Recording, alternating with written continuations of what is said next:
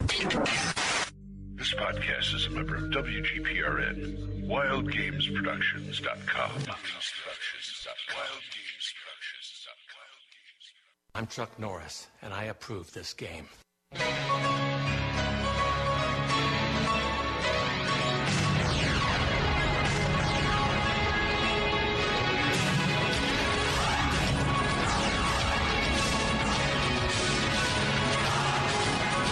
Welcome to the Roll for Initiative podcast.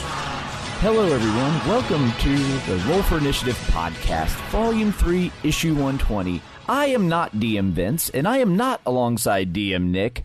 You see, Vince's car unfortunately failed at saving throw versus death, and Nick is out doing family stuff, so that leaves me here by myself. But not really, because I'm also joined by two very special guests. First, one is a voice you actually hear on the podcast quite frequently for him not being a host, DM Kojo. How you doing? Thanks for having me on. Oh, it's good to have you. And then we also have another guest as well that's been on the podcast, Brian, Devan Magazine. How's it going, Brian? I can't complain. Glad to be here. Yeah, it's good to have you guys. And yep, we got a good show lined up where we're actually going to talk about a adventure for first edition AD&D written within the past year, believe it or not, by Wizards of the Coast. But before we get into that, DM Kojo, so how's your week in gaming been? Oh, actually, we just had my game last night that we play every other week. It's a 2E game, but we're running them through the Sinister Secret of Saltmarsh. Nice. And it was the second session in the haunted house, and yeah, good time was had by all. They had a save or die opportunity by my party's ranger. He decided to attack a moldy cloak with his sword. I don't quite know what's going on with that, but the yellow mold got him.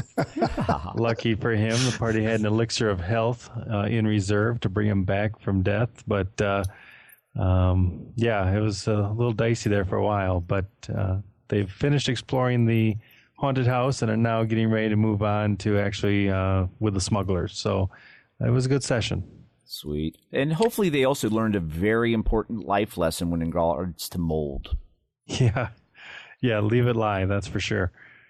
So that was good. And then I think we're also going to, in our off days, going to maybe take up a Dungeon Crawl Classics game, which I've never played before, so I'm excited to try that out. I see DM Jim's roped you into it as well. Indeed, the Spellburn podcast has been a great resource, and their evangelizing of it made me take interest. So it looks like a good game. Yeah, if I didn't have commitments every Saturday night when they game at the local game store here in Cincinnati, I'd be joining the group. But unfortunately, it just doesn't work out schedule-wise. But I'm sure at some point I'm going to check out the game with my home group. So Brian, what's new with And Magazine? Oh, we're wrapping up issue 6. We're going to be publishing, if all goes well, in about probably about a week and a half or 2 weeks. We're in final layout, got all of our material in place, just doing last-minute cleanup. And there's always something. It doesn't matter how many times we look at anything. Someone goes through it one more time, and we find silly stuff that we missed the first time. So things are going good there. We just added a new editor, Ian. He joined us in the last week. He's a frequent poster on both OSR Gaming and Dragon's Foot. Goes by Ulan Dor. A lot of people who look through the workshop will find his stuff because he produces an amazing amount of stuff. And he's a good editor. He's actually a professional editor, so that's a nice addition to our team. And we're looking to add some more positions. One of the things we're looking to do is we need a webmaster. Our current site was put together early on, and it functioned, but we need something new. We've outgrown it, so we're looking for someone to put together a website for us, and either the same person or another person to do minor maintenance as we go, posting weekly updates and things of that nature. We're also looking for a media director. There's just an amazing amount of stuff out there on the internet. places to go and see, places to advertise, people that have never heard of us.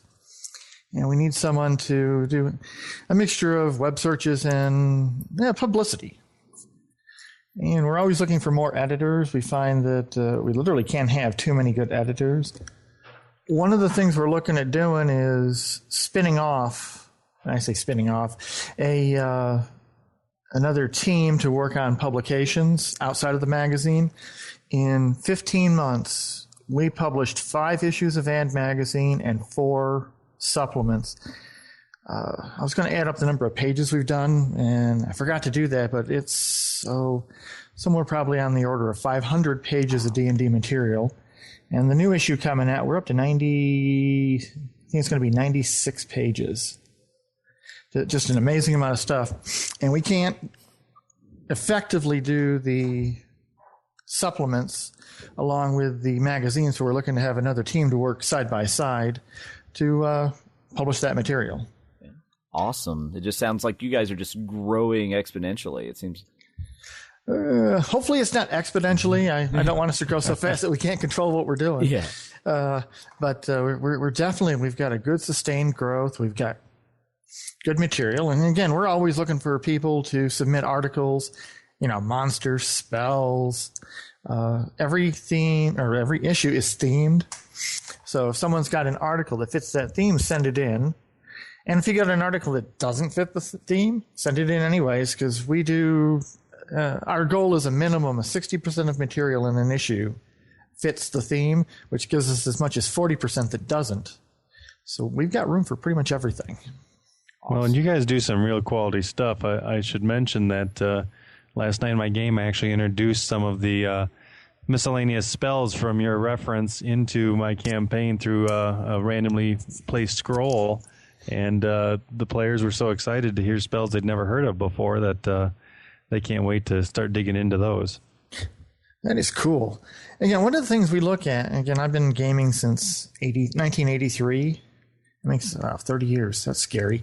And the problem is after you play a while, especially if you play with other people who DM, is everybody knows everything. And it's just so hard to make things fresh and new and exciting. You think back to when you first started. I mean, I remember I didn't know anything. And it didn't matter what we ran into. It was cool. It was scary.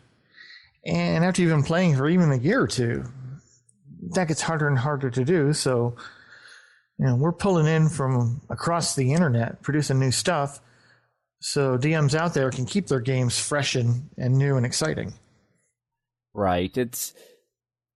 You still have that old school feel, the old school flavor, but it's still new, and it helps capture that wonderment everyone had the first time they picked up AD&D and the first time they went through a dungeon and saw the trolls, the orcs, the kobolds, all of that. So it's a great way to just actually take you back in time.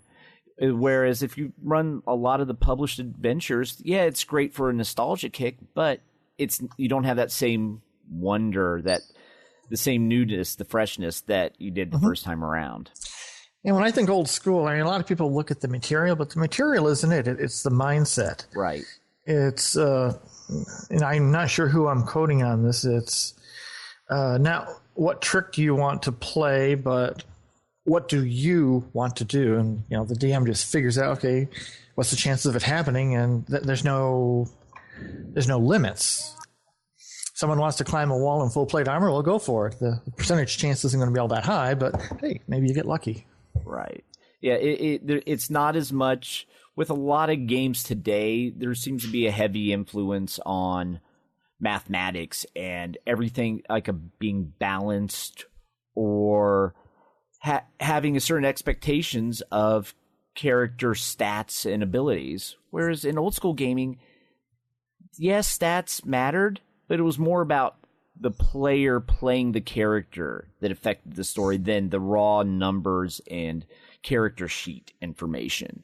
It was the player that drove the story, not the mechanics of the game. Yeah, it's totally true. More like chess than Monopoly. Right. Where your skill in what you're doing makes more of a difference, although, again, the dice giveth and the dice taketh away. Yes, the dice gods can be very, very fickle at times, or they can be very forgiving. I've had some just amazing things happen where I'm like, okay, your dice are way too hot, and I'm going to have to let these ridiculous things happen in your favor just because. It's just too cool not to let it happen. Yeah. Well, I guess that's another thing with quote unquote old school gaming is the rule of cool. If it's cool enough, it's like, what the heck, let it happen. Right. It's like, does this sound fun? Is everyone at the table going to enjoy the game? If this happens, let it happen. Have fun with it. Because that's the point of these games, is to have fun. It's not to number crunch and try to make the most uber-powered character. It's about sit around with your friends and have fun telling a story. Yeah, I think we have the most fun at our table when we are kind of off the beaten path as far as the rules go. We're just winging it, and somebody comes up with something crazy, and I say, sure, roll some dice and let's do it. And more often than not, that's when we're having the biggest fun, laughing our heads off. Right. And that's something I think if you can bring into any system. It's that aspect is system agnostic, and players and DMs just need to embrace it no matter what edition they play, and I think they'll have a far more enjoyable experience. Agreed. Yeah. And as for me, I actually this past Friday had the privilege of gaming with Jim Wampler and Tim Kask in person finally, even though we've cohabitated the same city for years. Awesome. Yeah, we Wow. Yeah, we met up at our friendly local game store and played Kenzer Company's The Great Space Race. It's basically Circus Maximus with spaceships, space amoebas, and landmines, or space mines. You and the other players play the 6 lowliest backwater inbred races of aliens in the known universe. And you're having a race. The winner of this race not only wins the race, they also ensure their entire planet doesn't get obliterated, because the 5 losers of the race get exterminated. And it was lots of fun. There was some issues with the rules out of the box, as in it was missing some of the parts, so you had to go online and print them. It didn't actually have all the markers. And there was some major errata that if you just read the book, the rule book, you would be like, this doesn't make sense. So if you end up with a copy of the game, make sure you go and download the errata online. Yeah, it was totally great meeting Tim and Jim for the first time, so and gaming with them. So it was good times, and hopefully we'll be able to do it again in the near future. And then while Vince may be having car issues, he did get some good news this week, however. His retro clone, Mazes and Perils, was actually nominated for an ENnie Award. It was nominated for the ENnie for Best Free Game Supplement. So, coming this week, the voting will be available for the ENnie Awards. So we all encourage you to vote, and vote often, as DM Jason would do, because we want to get a ENnie Award here in Wild Game Productions, and this is our first opportunity, so I say we take advantage of it. So we need everyone to unite and start voting for the ENnie for Mazes and Perils. Cool. Yes, very That's cool. awesome. Yeah, I know. What's great about this is normally you submit your own stuff to be considered for an ENnie Award. In this case, Vince didn't submit it. We're not actually sure who submitted Mazes and Perils to be considered for an ENnie Award. So the fact that someone else felt it was worthy of being nominated and it actually got selected into the final 5 is just absolutely mind-blowing and just totally cool. No, that's high praise for sure. Absolutely. Yeah, totally. I mean, Vince put a lot of hard work into that product and just organizing everything and with the layout. And despite some little snafus at the beginning, it turned out into something really good. So fingers crossed, hopefully we'll be able to get the ENnie Award come Gen Con. No, that'd be nice. Yes. And now we will go into table manners, and as we talk about the module, the adventure from Dungeon Magazine 215, The Last Slave Lord. Typical. Of all the evil creatures in the world, I'd like to find one with table manners. What are you kidding me? I spent years cultivating the worst table manners on the planet. Table manners. And now we are in Table Manners, and we are actually going to talk about a module that builds upon the A series. This is actually, like, you could consider like an A5 if you want, but it's not really quite a full adventure out of Dungeon Magazine 215.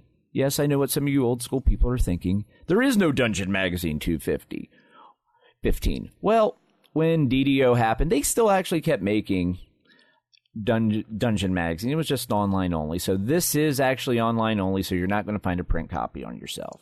But that said, they're actually putting first edition product in it, so it's actually worth us taking a look at. This module picks up where the Slave Lord series left off. The players went in, they vanquished the slavers, and they think all is well, but then they start hearing rumors that one of the slave lords is still alive, and now they must go hunt them down to make sure the threat of the slavers is gone once and for all. So let's just give some initial impressions on it. So what did you guys think of this module? Well, I enjoyed it. First of all, I'm excited that first edition work is making its way back out there. I think that Wizards of the Coast has finally seen that there is a market for people that still want to buy first edition stuff. And you see that with the reprints and the A series reprint containing a new A0 module, which is also quite good. If you haven't checked that out, you definitely should. But it's exciting because hopefully there are more first edition things coming out in the future because they're seeing that this community is growing and definitely a untapped market for them. So it's refreshing. Yeah, it came across as extremely refreshing. And what I did the first time is I just, breezed through it, just trying to get initial impressions. And overall, it's put together well. It's well written. They've got a lot of, I don't want to get into details right now because we're going to get into that a little bit later, but they've got good information and ideas on how to integrate this into a campaign, how to go alternate tracks. Okay, so you don't want to do A, so you can do B, or if you're building off of A4, what happens if different major NPCs survived, how you can change it. And I thought the organization for sliding into this was extremely well thought out. Yeah, I agree. There's a lot that you can take this adventure in many different directions, depending on if you ran through the A series, what happened in your own campaign. Did a certain person die? Okay, then you can do this. If they escaped, you can do this. I mean, it helps build upon the existing story, and that is great. And it doesn't have a lot of detail, like minute detail that doesn't really add to it. It lets you flesh those parts out on your own to make it your own adventure. So that way, no two DMs will run it exactly the same because it has enough flexibility in it. It doesn't have that rigid feel that some of the newer modules may have. It actually does a very good job, I think, of capturing that old school feel, flavor, and even layout when compared to some of the older modules. Yeah, I like the layout quite a bit too. I agree with you. I personally like box text. I know not everybody does, but I quite often write out my own box text for my adventures just so I've got something to go off of. So I like that. And, the monster blocks, in the old format, so yeah, it definitely has the feel of a old 1E module. Right. Yeah, I like the box text in a module.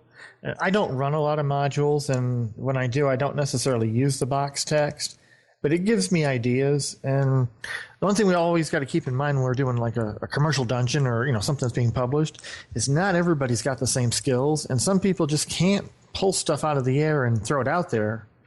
So when we give them that box text, it gives people who don't have that skill the ability to work.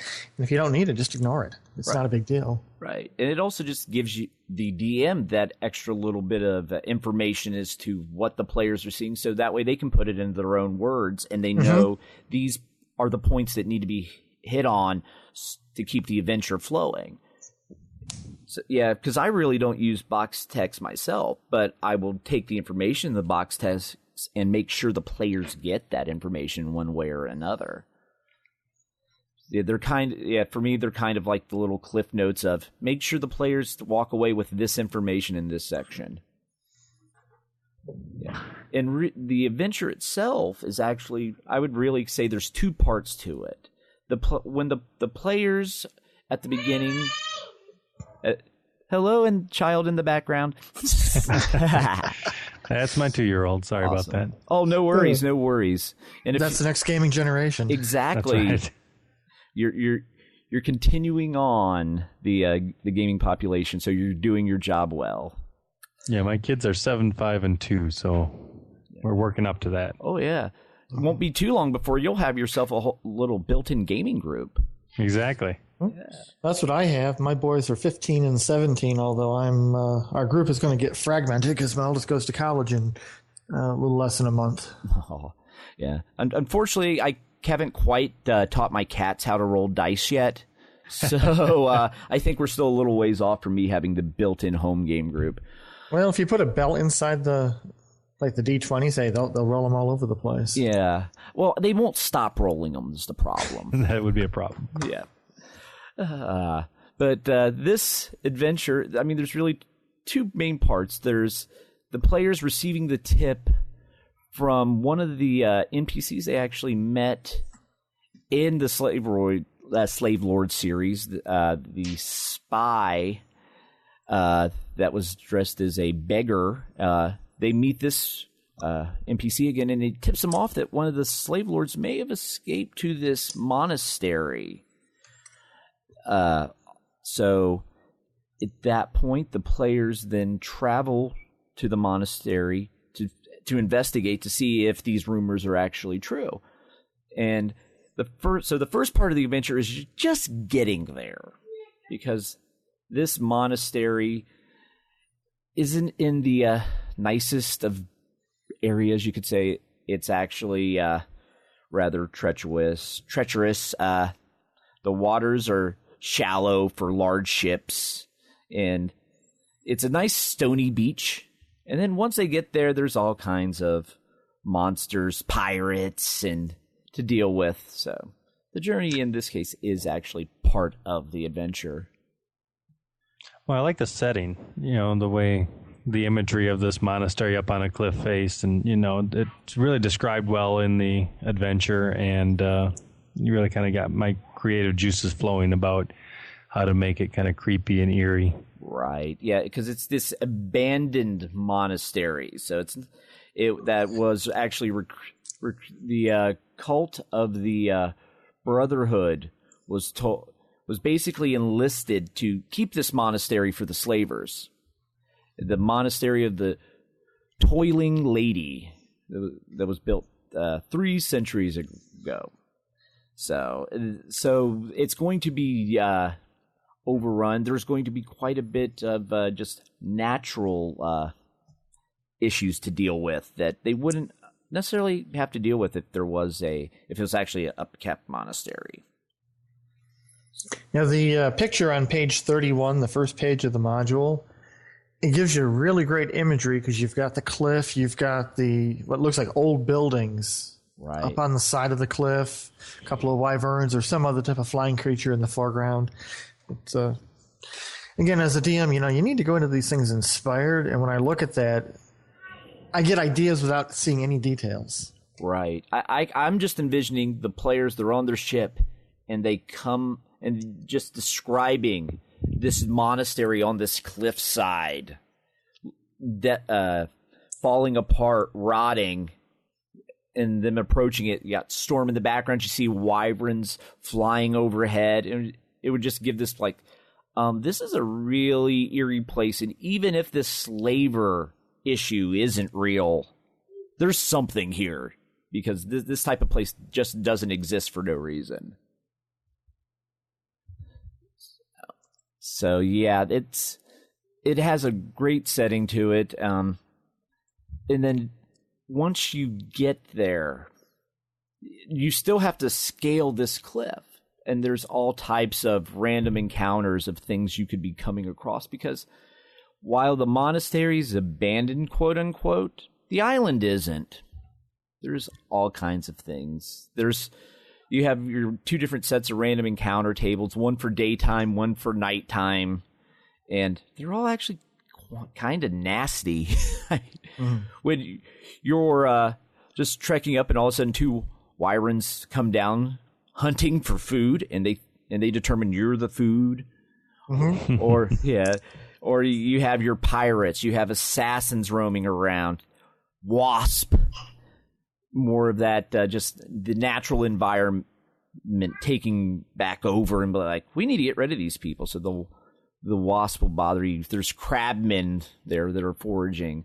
There's Dakans. I mean, then at night is when it gets really nasty. That's when the Grimlocks and Gibberlings and Trolls and Umberhulks come out. And then it is a monastery, so of course there's also going to be ghosts. So there's... Yeah, one of the real strengths, I think, of this adventure is that it has, for one, a lot of monsters that you haven't seen in previously published adventures, at least in the mainstream ones. Things I had to even go up and look up in some cases in like the Fiend Folio, Right. that monsters I'd never used or in some cases never heard of. But I like that it's not just kind of randomly thrown in there. Like there is a story that the author gives you for why are the Grimlocks there, and why are the slavers there, and why are all the undead that we're probably going to talk about later there. And so they've all got their own elements of, and it's kind of this weird ecology going on where they're all at odds, but they're all kind of carved out their niche in this monastery. So it's very interesting. Yeah, it's everything actually makes sense, unlike some modules where you could tell the author just thought this monster was cool and let's throw it in. Everything has a reason. It actually helps build the story. Yeah, for sure. Yeah, I like the fact that they pulled out, as Kojo said, they pulled out some monsters. I see Sioux monster. Okay, what the heck is a Sioux monster? I know I've seen that before, and I had to look it up in the monster manual, and I've never used one before. Right. This will be there's a lot in this module that your old time player, they may not. Something will trigger that. Oh, I remember that, but they won't remember it so well that they'll start metagaming with it. Right. Yeah. Well, like early on, then you run into, I think it's pronounced the Seaful, which is from the Fiend Folio. Is the colony of insects that come together and form like this sentient mass. And I'd never heard of that monster. I mean, I'm sure I read it once upon a time, but it's not something you're just going to come across in everyday adventures. So you're right. The metagaming kind of, gets circumvented when you have creatures like that aren't as well known. Right. So in the island itself is very treacherous, but the monastery itself has been sealed up enough by the Scarlet Brotherhood cult that none of these wandering monsters are able to actually get in. None of these outside forces actually make it into the monastery. So the players can kind of get a break from the issues of all this, the wasp, crabmen, bats, ghosts, and whatnot on the outside, provided they remember to close the door to the monastery once they get in. I like that little touch. If you forget to close the door, you now have to start taking into account these creatures from the outside will actually come in. And then once the players get in, they have a nice actual map on... Oh, I went past it. It is on page... 35? 35, yes. Yep. As my mouse refuses to cooperate. On page 35, it's got a nice little layout, so you can see where the path leading up to the monastery is from the rocky beach, and then you can just see how massive this complex is. I mean, there's lots to explore, and it actually does kind of have that good old dungeon crawl feel to it. As you get to trek through the various rooms, and there's a little bit of everything in it, as opposed to just one type of, oh, it's nothing but filled with undead, or, oh, it's nothing but evil clerics. No, it's a little of everything. One thing I liked about the map is it's multi-threaded. You can go in different paths through this. There's a lot of doors, so the players can make their own way through it, and it also means other stuff can come up behind them. So the players have got to keep their eyes open. On screen, the map is really cool. The other thing I don't like about it is these more modern maps with all the color are fairly expensive to print on an inkjet printer. Right. Oh, yeah. You got through a lot of ink, so I prefer the old. As much as I like the blue maps, I like plain old black and white because black is cheap. Yeah. Yeah. Yeah. I usually end up taking graph paper and just plotting out the maps on graph paper and just using that with my players, so it saves me a lot of time.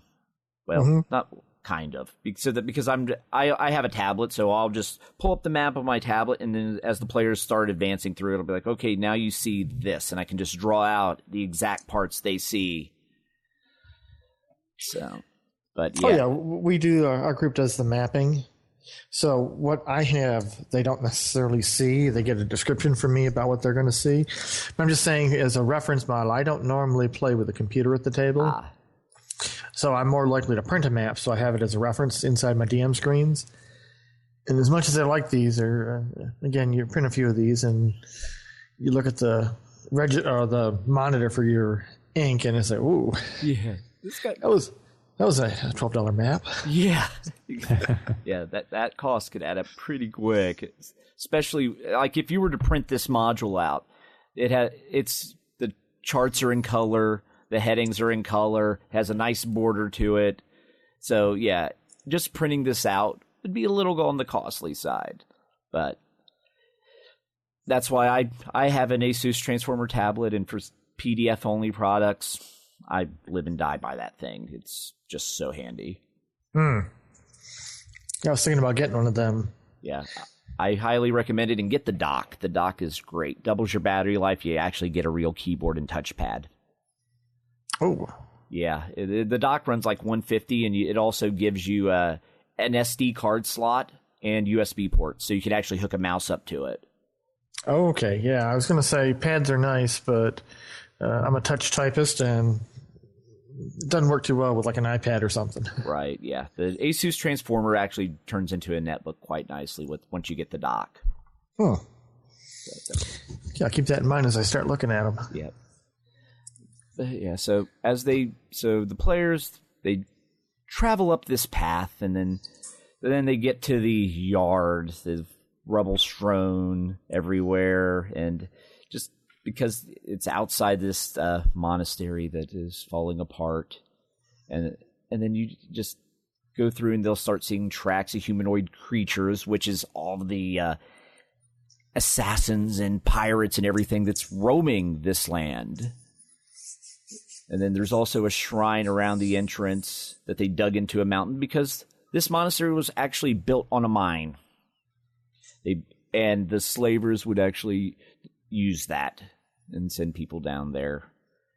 And it also talks about, in case your players decide, hey, let's explore the mine, just to keep throwing lots and lots of neophyte Ugyuks and Grimlocks at them. So that way they realized we probably shouldn't go down the mine, because it really doesn't build upon the mine at all in the adventure.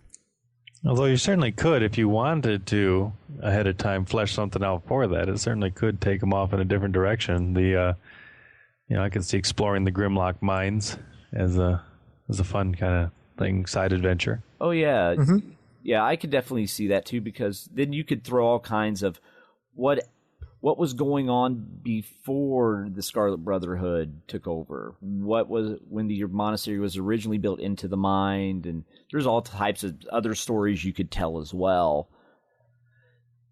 Right. I know my players would be like, why do you give us this opportunity to get down in the mine, and then you're going to block us off with, unreasonable amounts of stuff in our way. So right. I'd probably, if I was going to run this, have at least like the beginning fleshed out of the Grimlock mines if they decide they wanted to go down there, so that we could kind of carry that through, and maybe have it somehow connect back up to some other part here on the monastery or the other side or something, so it kind of a detour, but not a complete sidetrack. Right. You may even, if you just want to discourage them, start describing some mind flayers, since the Grimlocks were helped by mind flayers magic. So if they start seeing a few mind flayers down there working with the Grimlocks, that might cause them to turn back. Yep. That might. Yeah, I would do things that would give the players the idea that they need, if they're going to go down in the mine, they need to be prepared for that job alone, and get them to stay on task with dealing with the slave lords, and then at a later date come on back and do the exploration. Yep. Don't tell them no, just say, well, we'll do this a little bit later. Right. You could remind them of their mission, what they were hired to do in the first place. Right. Because the last thing any party wants to do is veer off task, then find themselves in a horrible situation, unable to complete their real job because they decide to go exploring where they shouldn't have been. Yeah, that never happens. No, never at all. Instead, it's almost guaranteed it will happen if they see any opportunity. Sometimes they'll make their own opportunities just to go off the rails. Yep. Right. Oh, no, well, I could totally see, like I said, expanding that and having that at the ready just in case. Yeah. So once they get past the tempting cave infested with Grimlocks and possibly Mind Flayers if you choose, they come upon the entrance. And this is a door that is locked and barred for good reason, to keep all the stuff outside, and that they have to break it down to get in. And then once they're inside, there's pirates and assassins in the area guarding it. And then at this point, they're in the monastery and they get to explore, because as we pointed out earlier, there's lots of different paths. There's not one set, you go through this door, you go through this door, you go through this door. There's actually quite a few different ways you can get in. Yeah, I mentioned that earlier, is it gives the players a lot of choice. I've done the adventures where you've got like a single way in, like, G3, the Fire Giants. But I like to give them multiple ways, and the smart players are going to be looking for an entrance other than the front door. Right. Especially with this, I'm counting 1, 2, 3, 4. There's 4 different doors, or 5. There's actually 5 different ways to get in this monastery via doors, and that's not counting all the windows. Yep. So they could start in so many different areas of this. And if they do, it doesn't break the game. It doesn't break the adventure. And that's one of the good things about it. Well, from my mind, anytime going the wrong way breaks the adventure is poor design. Yeah. But I think we can all think of those modules in the past where if they went the wrong way, the game would break. Mm-hmm. Yeah. Right. Or I can't count. There was one module I recently read. It said, if the players see this before this happens, just say they don't see it. So that way when it does happen, they do. I'm like, but it's a door. Why wouldn't they notice the secret door the first time they look for it? Yep. I was going to say, good players should break the adventure. Right. If they can't break the adventure, they're not good players. Yeah. Now, I do have one criticism here. I'm looking on page 39, Area 5, and they've got like 3 assassins. And my first thought is, so what? Assassins are useful when they can use some of their primary abilities, which isn't just assassination, but like disguise and spying. Other than that, they're basically just a wimpy thief. Yeah. So to that extent, I see it as kind of pointless to have assassins in here unless they're actually doing something where it makes sense to have assassins. And I'm looking through the text, and there's nothing to indicate. I mean, the assassins are just basically another type of pirate. Yeah, they're all just kind of hanging out at that point. If I was writing this, I'd have a little blurb in there that would say, okay, this person is an assassin, and they're going to try to do such and such, and leave it up to the DM to fit them in, but give the DM some ideas. Right. Maybe on how to make use of the abilities. Right. Maybe the pirates, maybe it looks like the pirates are holding these people hostage or kidnap them, and they're actually assassins. Mm-hmm. And then the players rescue them, and like, we saved these people from becoming slaves, and next thing you know, they're backstabbing them and poisoning them. Good stuff. Yeah. Yeah, and I agree. I mean, I thought the assassins and the pirates, as they're presented as an encounter here, kind of generic. Like, there's 3 assassins. They're all 4th level. They've all got 14 hit points. I mean, that's a little too generic for my taste. I would probably, flesh them out a little bit because invariably, my party wants to capture one of them and question them, and I have to kind of be prepared for, what's their name, what's their, I mean, I don't flesh out a whole backstory on every minor NPC, but I do like to be prepared with that and have at least a separate stat block, for them. And there's adventures in the past I've had that. In fact, Saltmarsh that we're going through right now has the smugglers listed as, here's a table of all the smugglers, and, you drop them in and they're all a little bit different. So I would have liked to have seen that a little bit, but this, it does simplify it. And of course the DM can modify that as they want to. And for this is supposed to be for 6th to 9th level. Yeah. 9, basically 0 level pirates and 3 4th level assassins. Seems to be a pretty light encounter. But at the same time, it's a good way to, especially, if there's a battle here, the party's going to have an easy win. It's going to set an unrealistic expectation for them that the next encounter is going to be easy, which is, I like to do that with parties. Let them think it's the wrong thing. Right. Let them get overconfident. Yes, that's the word. Yes, they'll think, oh, okay, we'll just be able to go through, slay everything. Then they realize, no, doesn't quite work like that. And quite frankly, not everything they come across needs to be slayed. Some of it, if they just don't poke around where they shouldn't be, it won't bother them. Because there's quite a few things, if they explore certain rooms, that if they don't start disturbing stuff, it won't bother them. But we'll get to those things as we get to them. Once they get through the entrance hall, they make their way into the stable, and then this is where the players can just start looting the room for some rope. The stables were for visitors of the monastery, so they could travel around the compound. Nothing major other than just adding some ambiance to the building, and then Well, in the stable, they've got a chunk of rope that's in poor condition. Yeah. And I like that for role-playing, because the party says, well, we'll try it anyways. It opens up a lot of interesting possibilities. Right. All of a sudden, they're like, yeah, the rope, it looks a little tattered, but it seems solid enough. And then they go to use it, and, uh-oh, that rope's starting to give way. Wah, wah. Should have checked it out a little closer. Yeah. Test everything well first. Exactly. Yeah. And then after the stables, there's the Hall of Toil. This is where the clerics use this hall to impress visitors and basically like, ooh, look at how cool we are. And then players will see some footprints leading through the southern doors and through double doors, and so just kind of hinting at, yeah, there's some other people in here besides yourself. So now it'll be a matter of seeing which way they choose. Then we have the vestry, because once you visit this monastery, everyone's expected to wear the same clothes as the clerics. And then there's a bunch of robes there. Again, this is just adding to the story of this place has been abandoned for a very long time because these robes are all mildewed and have holes, and if they start handling them, they'll start falling apart.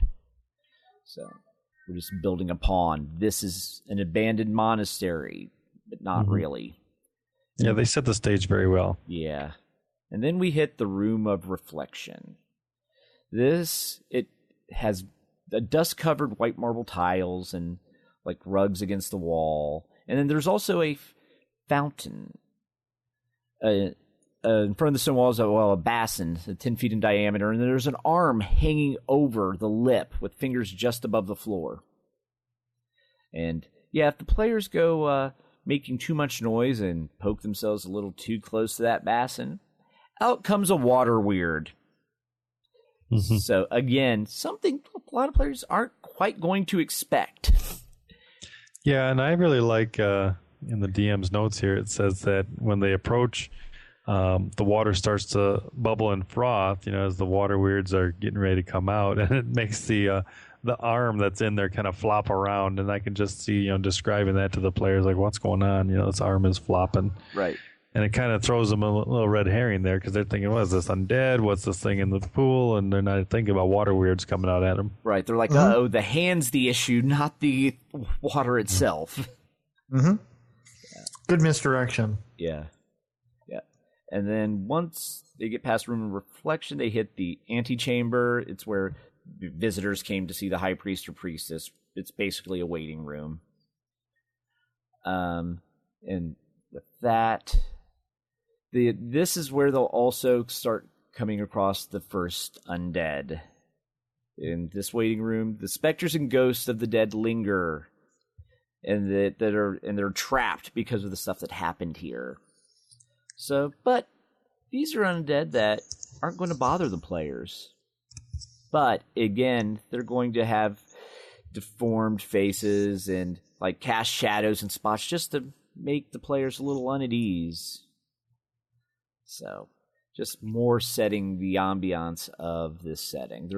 You'll find there's like 40 some rooms, and a lot of these rooms are just building the story, building the setting, which is actually a good thing, because I think too often when you build a large complex like this, players and DMs kind of get caught in the trap of wanting to put something to do in every room, and that's just overkill. It bogs your game down.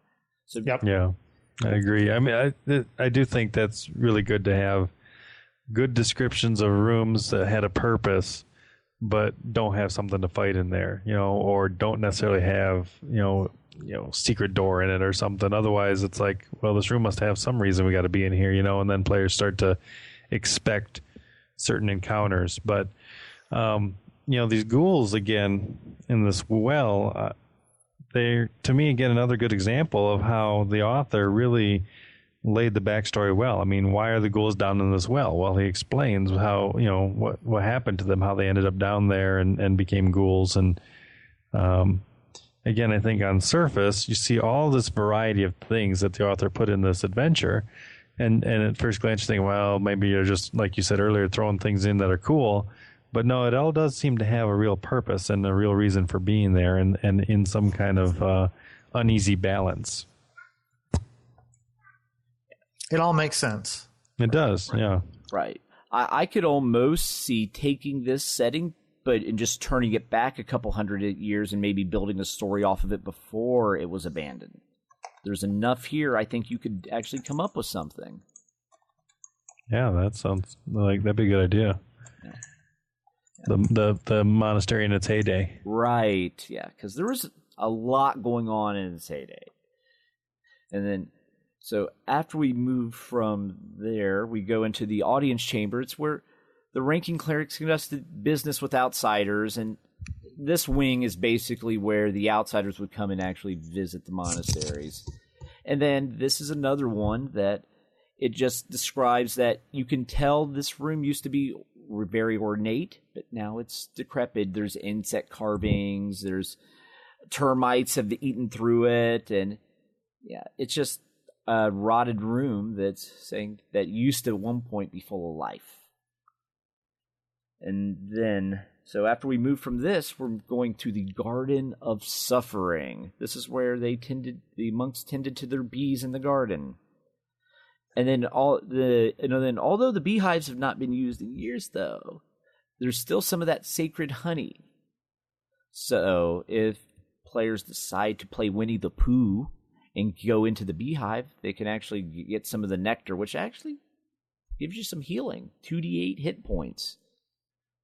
And then, but then I like the idea with this area where everything is focused on the bees, and then you hit them with ghouls, because everyone's going to be expecting giant bees or something of that nature, right. and it's not. Right. Mm-hmm. There's this well that's in there as well. Then everyone's going to be like, oh, there's bees, there's the beehives. That's the quote-unquote threat that's obvious. And then, of course, one player is going to want to poke and like, oh, I wonder what's in the well, and uh-oh, here comes 8 ghouls. So, yeah, that's a nice little twist of, yeah, don't go looking where you shouldn't be looking. So, and then we from the Garden of Suffering, we go to the Chamber of Obedience. And this is where, like, a few slaves and monks and others that show disobedience were basically dealt with. And it's basically a torture room. And anyone that broke the rules or stood up to the overseers had to go here. And at this point, this room is now infested with shadows. Again, when you're dealing with a building that's dark, rotting, decrepit, just having some dark spots along the wall, players aren't going to really notice. It's going to just seem like, oh, it's another dark room. But no, those shadows are actually shadows that will attack you and drain your strength.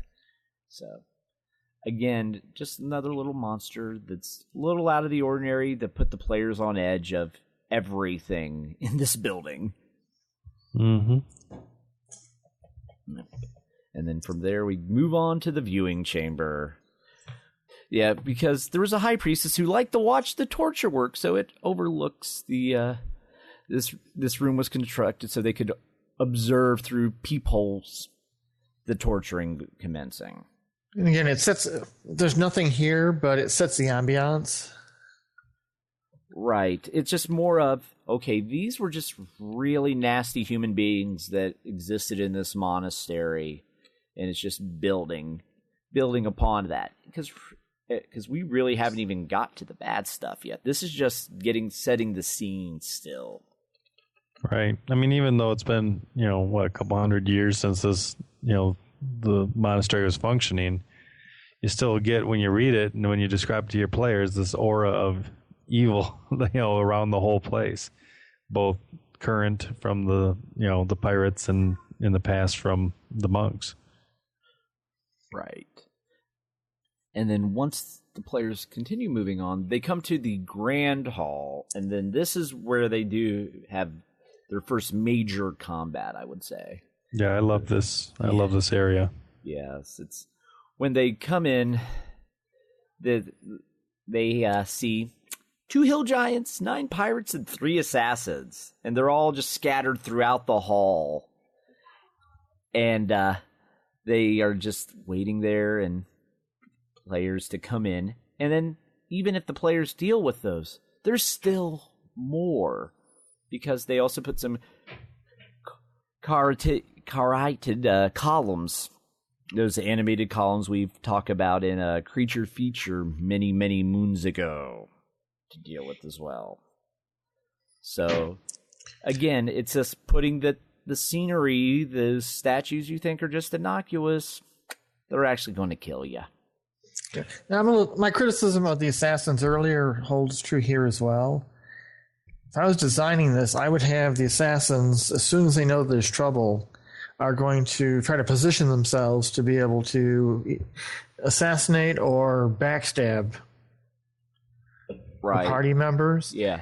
And here they're just kind of put out there as just general monsters. It'd be nice to have a little bit of description as to what type of tactics these creatures are going to use. Again, the Hill Giants, I don't expect a whole heck of a lot from them, nor the zero-level pirates, but I'd like to see a little bit more from the assassins to give the DM a little idea what they can do with them to make use of those special skills, especially since they've got longbows. Right. If you as the DM allow assassination via bow, yeah, that's a really, really ugly situation. Although they are 4th level versus a 6th to 9th level party, it's enough of a chance that once the party knows what's going on, once the players know what's going on, it'll give them a little bit of a negative thrill. Right. Albeit, if you just made those take those longbows and give them some poison-tipped arrows. Ah, yes, thank you. Excellent. Just doing that will all of a sudden, okay, we're not worried about the arrows. Not a big deal. Then all of a sudden one player gets hit and fails that save. Uh-oh, we need to take out those guys all the way and back, and then you have to go through 9 pirates and 2 hill giants to get to them. Yep. And a lot of times I use a poison that I don't really care for the save or die poisons. I'll use like a caustic poison where it's good for 20 points, save for 10. Yeah. And something like that, the party gets hit with a couple of arrows, and then all of a sudden, oops. Yeah, I like using poisons that will start maybe sapping an ability score. So in every hour or two, they have to make another save or lose another point. So it's kind of a race against the clock. We got to cure this poison now. Oh, I like that. I've never done that before. I wonder if to snag that. That's a good idea. Yeah. You know, one thing I do like about this area, this is my favorite area of the whole adventure, because on the map it's kind of wide open where there's a couple like buildings in the middle of this grand hall area, and I just kind of have vision of my party kind of running in different directions, and hill giants going one way, assassins going another way, these columns come to life and start attacking people. It just could be quite a chaotic combat encounter, but also a lot of fun, I think, to run through, because there's different factions here going on. I mean, the columns are just defending attacking anybody that gets near. So it could be very entertaining, I think. Yes. So once they get past this grand hall, then they come to the Temple of Braum. This is Braum being the god that was worshipped by the monks and clerics in this monastery. It was in this chamber they performed their rites and prayers and ceremonies to the Lady of Toil. And then Mordramamo was a staunch devotee of the Earth Dragon, who you may remember from such modules as A3 and A4. And then when they get in, you can tell the players that someone has gone to great effort to remove the icons and symbols that were here. It's like this temple has been desecrated. There's also a 10-foot tall idol made of earth and stone that rises from a pedestal in the center of the room. And the idol is nude, depicting a rearing dragon, just laying the seeds for maybe there is a slaver here, since there's that earth dragon. And the main line at the end is, there's nothing of value here. Again, we're just setting the scenery, laying more hints that, there's something to do with the earth dragon cult and the slavers in this.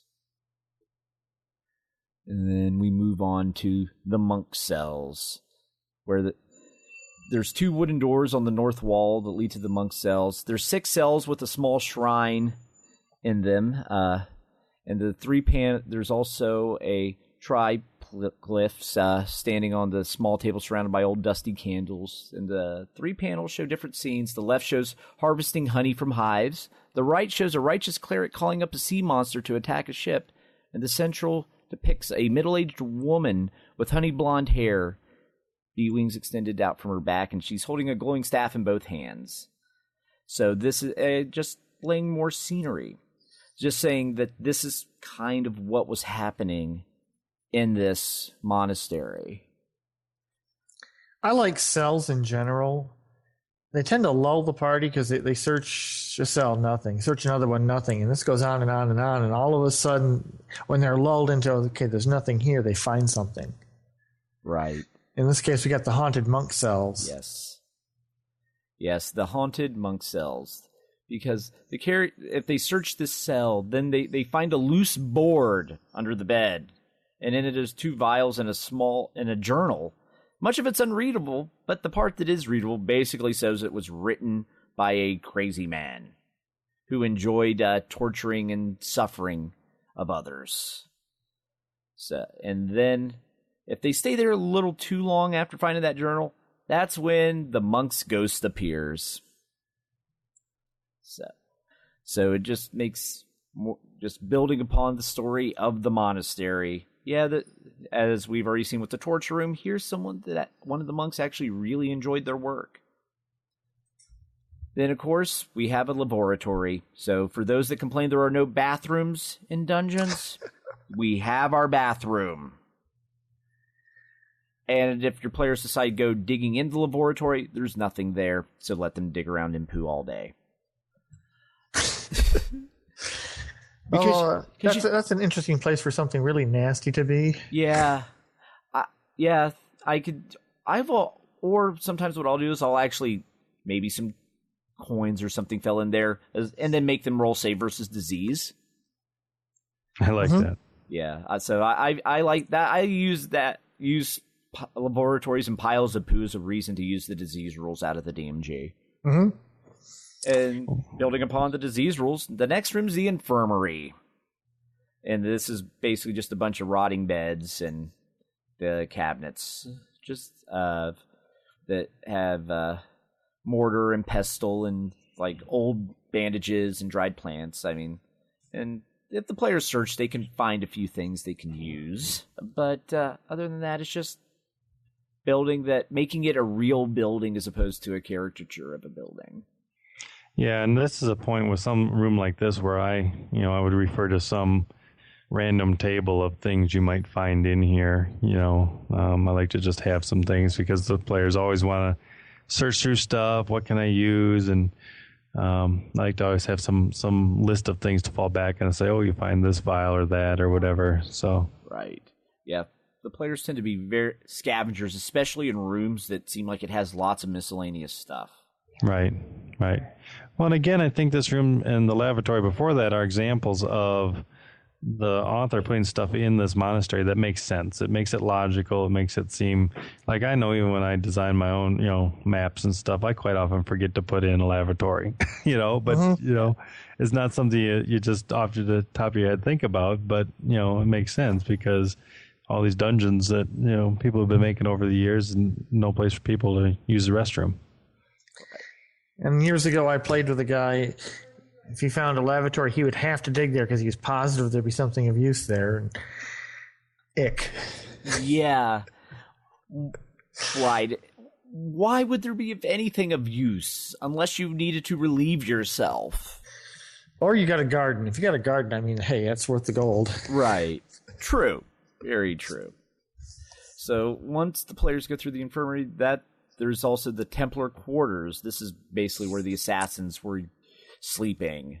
And at that point, sounds of the combat in the Great Hall will wake them. And then so you could actually cause more assassins to join the fight in the Great Hall. And then this is the room they were sleeping in. Because you'll also find out in this module that it's talking about if the players have done combat through like random encounter with groups of pirates or assassins, start cutting back on the number of assassins and pirates they find in the monastery. So it's not like there's this infinite number of pirate assassins roaming the place. Mm-hmm. Although all the assassins seem to be in groups of 3. Yeah. You almost want to come up with a reason for that. What would be the backstory of the assassins must travel in 3s? I'm going to guess it's probably more, it might be copy and paste on the author's part. Yeah. Or just, we'll throw 3 here, 3 there, 3 the next place. Right. It'd be nice to vary that a little bit and also vary the levels. Right. And as much as the 0 level pirates are good, I'd toss in a couple. They don't have to be that high, but again, compared to 0 level, even just a couple of 1st and 2nd level fighter pirates right. would vary it enough and make the party wonder, okay, what am I going to run into next? It would just change things up. Yeah, and mix it up, and it really wouldn't change the difficulty level either, because really, outside of the Grand Hall, most of these fights, the players at 6th to 9th level will be going through pretty easy. Yep. Yeah, it seems in that respect it's awful light. Right. But there's nothing that says that we can scale things up. Right. I may even start small, and if the players are having too easy a time, just start scaling it up as they go instead of so. Easy enough to roll up some fighters. Definitely. Just keep the stats the same, add more hit points, and roll them on a different table. And yeah, so after we get into the quarters, this is where the plot thickens a bit. Once we hit the High Priest quarters, because this is where Geoffrey and his lover Anilada, a monk of the same affiliation as Geoffrey, both of the Scarlet Brotherhood. This is where they await Mordramamo to awaken. This is the escaped slaver. So here there's a little bit of a twist, because Geoffrey was appointed to maintain this abandoned monastery for the slavers. But his lover isn't quite what she seems, for she is a succubus. And she's actually causing him to go evil. because he's actually lawful. I think he was lawful evil, getting shifted. Yeah, lawful evil. Right. And she's pushing him towards neutrality or to chaotic evil. Right. And because of this, he hasn't really been keeping the pirates and assassins under his command, and they've been kind of left to their own devices. Hence some of the disorganization of the resistance the players have met as they've been moving through. So, and then what they'll find is if they end up killing Jeffrey, and Nilda will basically beg and do whatever she can to, please don't kill me, I'll help you. He was evil and all of this, and give them a sob story, pull at their heartstrings, and just waiting for that opportunity to double cross them. Yep. One criticism I've got here, and I don't mean to be too overly critical, but I would never put in a magic user without some type of bodyguard, some type of meat shield. Right. Because in general, the party versus one of anything, the party's going to win. But if he's got even first level fighters as meat shields, they keep the party off of him, and it gives him a chance to unload on them. Right. That changes the quality of the adventure tremendously. And I'm looking at his spell level, or his spell list. I could have a lot of fun with that. I don't think the party would feel quite the same way, but, well, that's too bad. Yeah. Yes, he's got quite the spell list to just really ruin a party's day. Mm-hmm. Yeah. And not to mention his own personal magic items as well. Wand of Lightning. Mm-hmm. So. I was going to say, I would, if I'm running him, I'm going to use that Wand of Lightning before I do anything else. Because what do wands take by the book? Is that like 3 segments? Right. So as soon as they open the door, blam. Yeah. And again, I would have a guard outside the door so that there's no way the party could surprise him. There'll be an altercation outside. He hears it. And then things get ugly. That would make it a more I mean, if the encounter's too easy, that's no fun for the party either. If they just, romp through everything, but every good fight. Yeah. I would almost say maybe the battle in the Great Hall made enough noise, if it went long enough, that Jeffrey became aware. That's a good point. It's hard to fight a couple hill giants and not make some noise. Right. Yeah, it's not like these rooms are in that far apart. So, yeah, you could totally just say, oh, he was aware of intruders via that battle, much like the assassins in the other room were alerted. So, and also I'm also thinking the point of this encounter wasn't so much the battle with Jeffrey, but having this succubus join the party. I'm almost wondering if that was more of the point. I would think so, because it gives you a chance, you, the DM, to do some interesting things. Interesting from the point of view of, what's that old saying, oh God, we're going to die? That kind of interesting. Right. There could even be a situation where one of the players is in dire need, and she's right there. She could help him, and she's like, nah, never mind. Yep. So. I'd also want Jeffrey to be able to escape. Right. I think it would be much more entertaining for the party to try to continue searching through this whole monastery with him organizing resistance, finding all the pirates who haven't been killed yet. Right. And stick them on them, and with Jeffrey doing sniping. Never thought of sniping with a Wand of Lightning, but yeah, I think that would work nicely. Yeah. Oh, for sure. Yeah, and he actually does have a polymorph self spell, so that makes a perfect means of escape. Mm-hmm. You could just, poof, I'm now like a rat, or I'm now a small little insect. And he just flutters off. And then Monster Summoning 3. Yes. You can do lots of cool things with that. Right. Yeah, that hold person. Protection from normal missiles, so they're not going to be able to rain arrows on him. Or you could just go cast invisibility. Poof, I'm invisible now. Or mirror image. I mean, there's lots of ways if you want to keep him alive, he can keep himself alive. Or if you can get alone with one of the PC's friends. Yes. which would just be even more interesting considering he's controlled by a succubus who he then controls one of the party members. Yep. I don't know. My party players they never would buy the succubus in joining the party. They don't trust me. Anybody they find in a dungeon, they don't trust them. They don't let them in. Yeah. But I suppose if you played it right, you could convince them. Yeah. Especially if you had like Paladin in the party or somebody who, wanted to kind of protect her. So. Right. Especially considering you have that whole slaver background. She could even pass off, he was holding me against my will, they captured me, blah, blah, blah. Maybe she's just a slave. Yeah, that's a good point. So... it's funny. We're a little bit negative on this encounter and a few others, but this does the one thing it really absolutely needs to do, and it's got us thinking. We're coming up with some really cool ideas as to what we could do with what we're given here. And again, since it's a module, I'd like to have the author toss out some ideas, again, for DMs that aren't as inventive. But again, for us, this particular encounter is working wonders. Right, yeah, it's capturing that old school feel because that's how the modules back then were written. They didn't spell everything out. A lot was left up to the DM to make it their own adventure. And the fact that we could have a 5-minute conversation on one room of this, just saying all the different ways you can spin the story, is a great thing.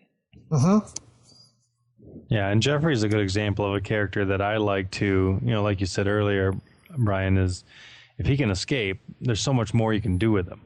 And maybe not just even in this adventure, but maybe he escapes entirely, and now you've got a whole new separate problem to deal with down the road. Oh, absolutely. I'm a big believer in long-term enemy NPCs.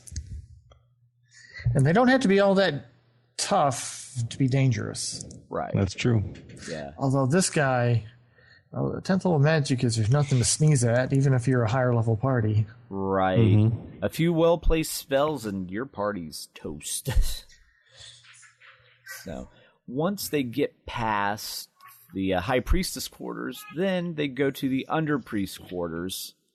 And these are just abandoned rooms. And then it's just a bed, wardrobe chest. Termites have softened the wood. But there is something to be wary of. Due to the termites, there's a 20% chance the floor could give way. So, yeah, players need to be kind of tiptoe through this room. And if the floor does give way and they fall, yeah, they take 2d6 points of damage. They're 6th level, 6th to 9th level. Yeah, not a big deal.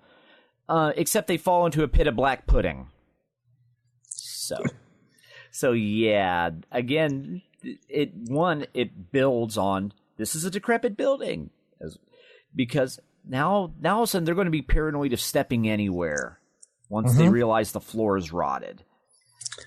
And even if they don't land on the black pudding, when you start to see something like that, again, it raises that sense of fear in the player's mind. And I get this vision of a guy in plate mail trying to climb a wooden wall. Yes. Well, and it reminded me of how dangerous the black pudding is. I haven't used one in quite some time. I forgot it was a 10-hit dice monster. Right. Oh, yeah. And since it dissolves wood and metal, that doesn't bode well for your sword. No. Yeah, if your fighter falls into that, yeah, he's going to end up naked. So, yeah. Yeah, just another thing that's just going to put the players on edge. And it just keeps building and building.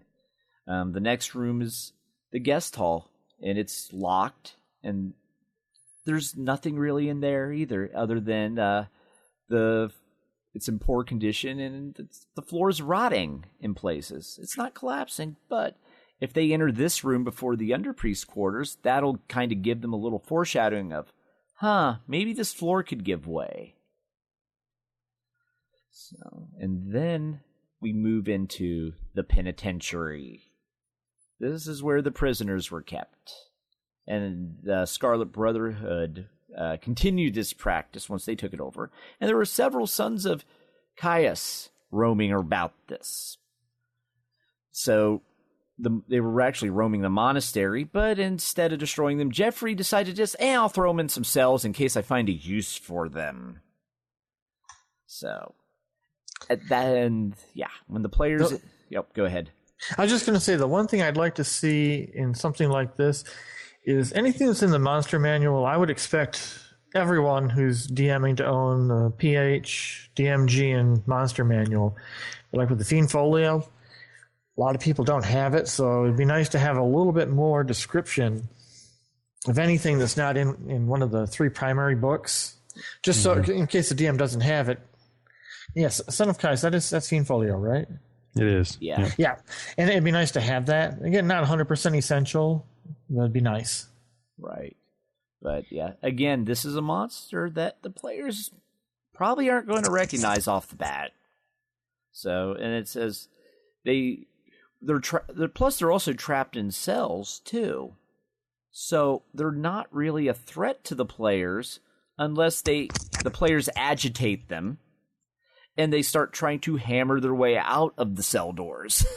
Mm-hmm. Can't the Sons of Caius shoot those worms too? Oh yeah, they have the worms that come out of their flesh. So that could be the players think, oh, well, they're in the cells, they're not a big threat. We can kind of wander around in here, not a big deal. And all of a sudden, worm crossfire. Right. And they also have fear, too. So some players may just walk in, see them, and go running in terror. Mm-hmm. Right. So. And then so once we get out of the penitentiary, we go into the Gaylor's room. This is where the Gaylors lived when the monastery was active. Each one was worse than the last, and the worst of the bunch still lives here, as it's put. This room has a chamber features a cot, a chest, and other accoutrements, shuttered windows, and then there's a corpse lying on the cot in the fetal position. And the players are probably going to investigate, which they shouldn't, because it's a coffer corpse. So, yes. The last Gaylor was so cruel and evil that the demons left his soul to rot inside the flesh and spread suffering on the material plane. So, whenever a player gets within 5 feet of it, it jumps and attacks. And this is something that can only be hit by magical weapons. So, it's only 2 hit dice, but again, at 6th to 9th level, they should have magical weapons, but for that player that doesn't, they're going to have some problems. Yep. They're a nice, it's a different take on a zombie. Again, a lot of players, the way I describe it, would mistake it for a zombie, but it's a little bit more active and it's not slow. Right. I found that you don't have to make big changes. If you take a zombie, okay, by the book, they're slow. Yeah. If you make one that's fast and make that change, no change but that, the average player is going to go, whoa, and they're going to expect a George Romero zombie. Right. Oh my God, don't let it bite me. Yeah. Yeah, just throwing a little twist on those old stale monsters causes the players to just really freak out, because all of a sudden you showed them something that they expect the outcome and then just spun it around, and all of a sudden what they thought was familiar isn't. Yep. And then those little changes, well, again, it's making, as we talked about earlier, making it fresh and new. Right. And then this also has the first temptation for the players as well, because under the cot is a chest, and all players love opening chests. It's a chest with 4 buttons. But it has a trap. And the chest fires a poison dart as a 10-hit die monster if a player triggers it. Yeah, that's rough. Yeah. And this is one of those save or die traps as well. The character hit takes 1 point of damage and must make a saving throw versus poison. A character who fails the saving throw dies in a turn. So, a little bit harsh, but definitely fitting of a first edition module. Yep.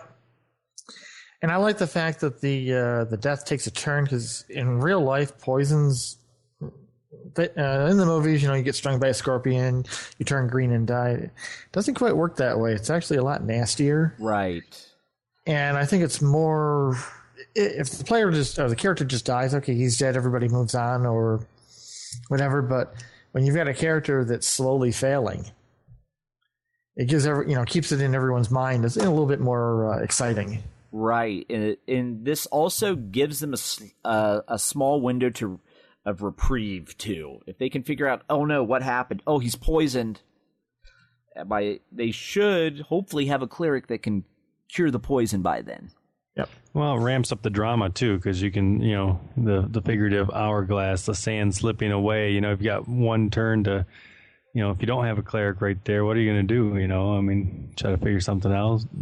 Right. And plus, the players don't know, are they just getting progressively sicker? They don't necessarily know they're going to die either. They just think they're getting weaker. Right. So maybe at first they don't realize, they're like, okay, you're poisoned, shrug it off, we'll keep going on. Then as you get weaker and weaker, then maybe it's too late when they finally realize, uh-oh, we should have dealt with this as soon as you got hit. So after they get stung with this poison dart, they go on to the deck. This deck extends out, just offering a big view of the cove and the ocean. So you can kind of see what the monks would have looked out as the ships approached at sea, and when they summoned giant sea monsters to attack ships, as shown in the one painting earlier. Here, though, they'll also see some wasp nests hanging from the corner, and the occasional wasp coming out. I take exception to the last line here that reads, ordinary, harmless wasps make their nest here. Wasp nests are never harmless. No. Actually, in D&D terms, I would be tempted to come up with a ruling that, like, for every, 5 hornets or wasps that sting a character, they lose a point. Right. And have clouds of them, and just for the drama. Right. Or you could even have maybe have them make a Constitution check to see if they're allergic. Ooh. All of a sudden, their eyes start swelling. It's getting a little harder to breathe. It's not so much that they can't keep going, but now they're like -1 or 2 to hit because their eyes are swollen so much. Or they lose a little bit of constitution until they heal up just from the increased inflammation. Yep. And just a way to add a little twist to something that seems rather innocuous, especially considering, we already saw the giant wasp. These little ones mean nothing. Well, yeah, if you get stung by them, yeah, still could do some damage. And then after the deck, we have a nice rope bridge. And the player should hopefully have figured out by now just running across pretty much anything in this monastery is a really bad idea. Because this rope bridge, they can move. If they move at half their normal rate, they'll cross it no problems. Move faster than that, there's a 10% chance of a board breaking, at which point they must make a roll versus saving throw versus death magic or fall 100 feet below. So yes, another watch your step trap. And yeah, if they do watch their steps, then they get attacked by wyverns. If they haven't already dealt with the wyverns earlier in the adventure. Yeah, I'm looking at that, and that's another area where I'd like to have a little bit more guidance. The wyverns attack when you're on the bridge. What does it do? Again, as a DM, I'd look at that and I said, well, okay, that's going to increase the chance of you breaking a board. Maybe, make a saving throw every round to see if you break a board or not. Yeah. But for the DMs that aren't used to making stuff up like that, I'd like to see more guidance. You're right. Yeah, or what happens, say the wyverns attack and they miss and they hit the boards. Maybe they start breaking boards and all of a sudden players now have to jump across gaps on the bridge. Just to add to, they could either do battle with these wyverns on this rope bridge that's falling apart, or they can try to hop across dodging wyverns and get to the other end of the bridge. Yeah. So, yeah, just another way to add a little bit of drama because this bridge spans across the main shoreline onto a little island. And on that island is where there's what's called the Anchoret's Perch. This is an island that the monks came to seek quiet and distance themselves from the activity. So basically when they went to seek their inner selves. And there is a nest on this island made of trees and rocks in a circular shape. So, of course, the players will investigate because ends up this was the nest of the wyverns. So hopefully you've already dealt with them by now. Otherwise, if they find you coming after their nest, they're going to be even more ferocious. That's a good stack of treasure in there. I'm looking at the treasure for Area 30. It's a good stock. It's definitely worthwhile trying to cross that bridge. Right. But you cross the bridge, you get all this stuff. Now you have all this extra weight to cross the rotting bridge. I would maybe even, if they try to lug the thousands upon thousands of coins back across the bridge, increase that 10% chance up a little bit. Yep. Yeah. Get everyone to think about it. Right. Yeah. They look at the gold, look at the bridge, look at the gold, look at the bridge. At that point, they're like, what? Maybe we can tame one of these wyverns and fly it across.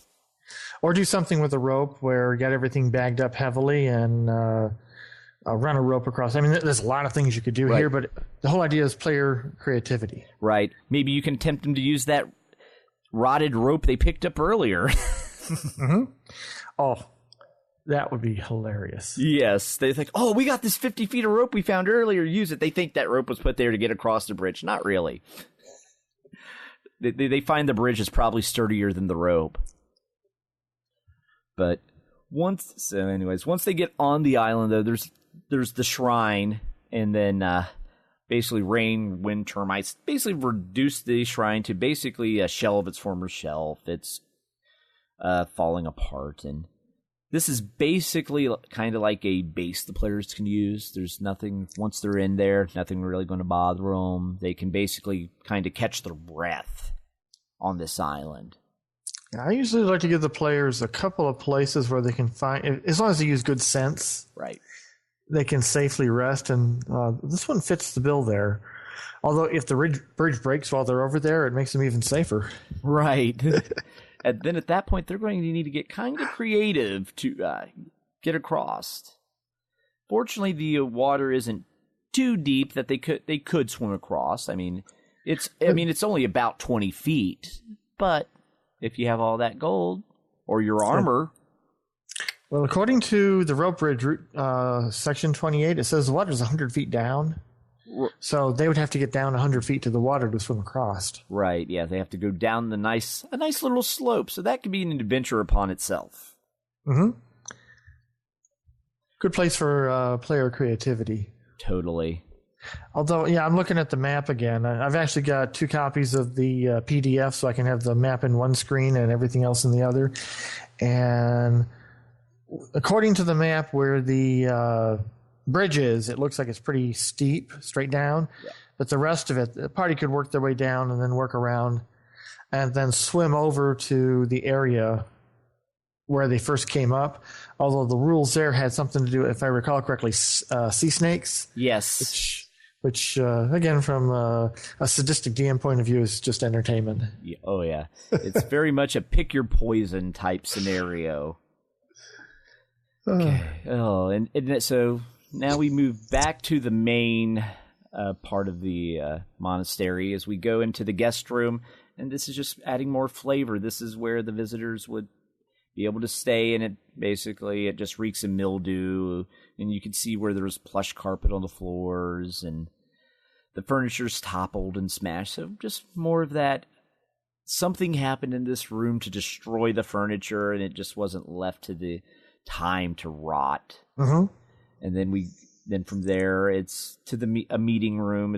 You got yourself a large wooden table with tapestries on the wall, and then this is where the Scarlet Brotherhood agents embedded in the monastery. This is so they base how they infiltrated the monastery and was able to take it over.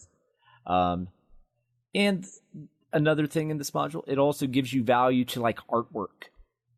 And because if you want to take the tapestry, it actually tells you what it's worth.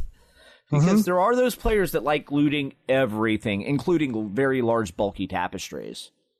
Yep. If it's not nailed down, take it. If it is nailed down, take the wall with it. Yeah. Yeah. And then we go on from there. We have the Haunted Hall. This is a hall that earlier mentioned that no one really goes into. I wonder why. For good reason. Yes. Because once the mines were emptied and the priests prepared to abandon the monastery for a more profitable area, the slaves created a revolt. They took down the high priest and killed the high Templar. But before they were all killed, the spirits of the murdered villains linger here as specters.